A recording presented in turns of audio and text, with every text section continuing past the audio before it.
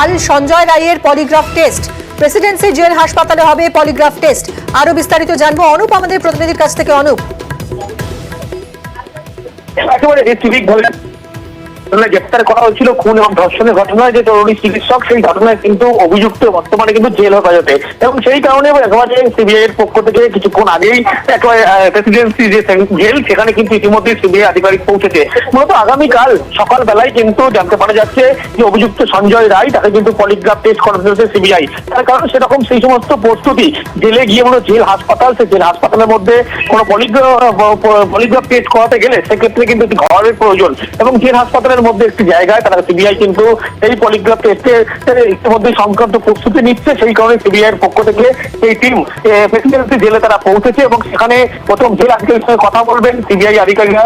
পরবর্তী ক্ষেত্রে কিভাবে জেল হাসপাতালে এই পলিগ্রাফ টেস্ট করা যায় অভিযুক্ত সঞ্জয় রায়কে, সেইভাবে বিষয় নিয়ে কিন্তু ইতিমধ্যেই খতিয়ে দেখা হচ্ছে, এবং গোটা ঘটনা সম্পর্কে প্রত্যেকে যেমন আজকে বলা হচ্ছে পলিগ্রাফ টেস্ট করা হবে, অন্যদিকে যে টিম গতকাল রাতের বেলা কলকাতায় এসছে তারা কিন্তু সঞ্জয় রায় যে অভিযুক্ত বর্তমানে জেল হেফাজতে, তাকে জেলে গিয়ে জেল হেফাজতেই কিন্তু একেবারে জেল হাসপাতাল সেখানেই কিন্তু একেবারে পলিগ্রাফ টেস্ট করতে চায়। সেই কারণে আগামীকাল সকালবেলায় তার পলিগ্রাফ টেস্ট হবে বলে এমনটাই সিবিআই সূত্র খবর। ধন্যবাদ অনুপ।